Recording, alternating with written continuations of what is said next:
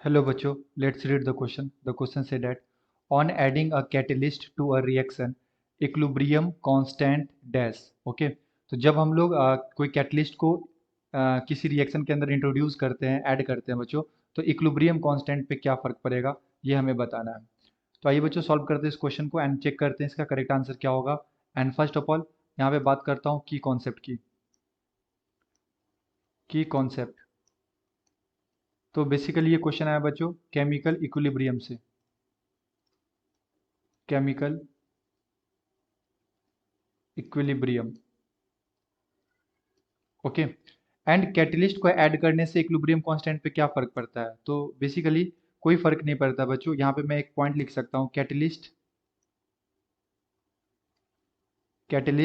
Has no effect, has no effect on equilibrium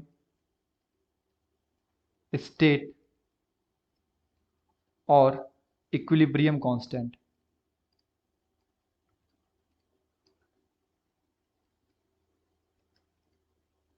constant, okay. So catalyst को reaction में add करने से बच्चों यहाँ पे इक्विलिब्रियम स्टेट और इक्विलिब्रियम कांस्टेंट पे कोई फर्क नहीं पड़ता। लेट सपोज कि मेरे पास एक गैस है, ठीक है, ए गैस है, और ये ए से किस में जा रहा है, बी में जा रहा है, ओके।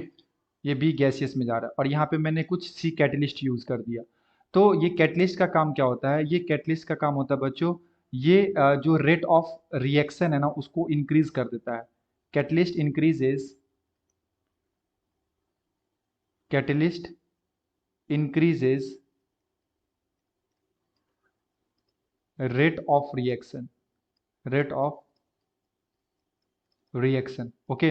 तो ये रेट ऑफ रिएक्शन को इंक्रीज कर सकता है, ठीक है। या तो फॉरवर्ड को बढ़ा देगा या फिर बैकवर्ड को बढ़ा देगा, डिपेंड करता है कि कैटलिस्ट किस तरह का कैटलिस्ट है, ओके। तो ये रेट ऑफ रिएक्शन को बढ़ाता है। ये इक्विलिब्रियम कांस्टेंट केसी पे कोई फर्क नहीं डालता है, ठीक है। कैटलिस्ट को इंट्रोड्यूस करने से केसी पे कोई इफेक्ट नहीं पड़ेगा। तो ये आप समझ सकते हो। और मैं इसे ऐसे भी समझा सकता हूँ कि अगर कोई रिएक्शन मान लो, ये सपोज डेट कि यही रिएक्शन जो है वो अगर मान लो 10 मिनट का है, ठीक है। तो कैटलिस्ट को डालने से क्या हो जाता है कि इसका टाइम रिड्यूस हो जाता है। ये रिएक्शन में भी 2 मिनट में हो जाए या फिर 3 मिनट में हो जाए, ठीक है।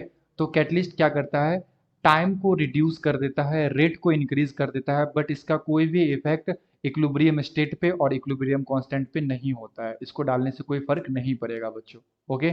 सो यहाँ पे मेरा जो आंसर होगा वो क्या है, on adding a catalyst to a reaction equilibrium constant does not change, ठीक है।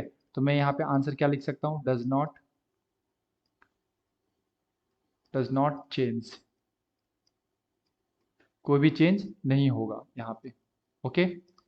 तो ये हमारा आंसर हो गया बच्चों। I hope you will be understood it well. Best of luck.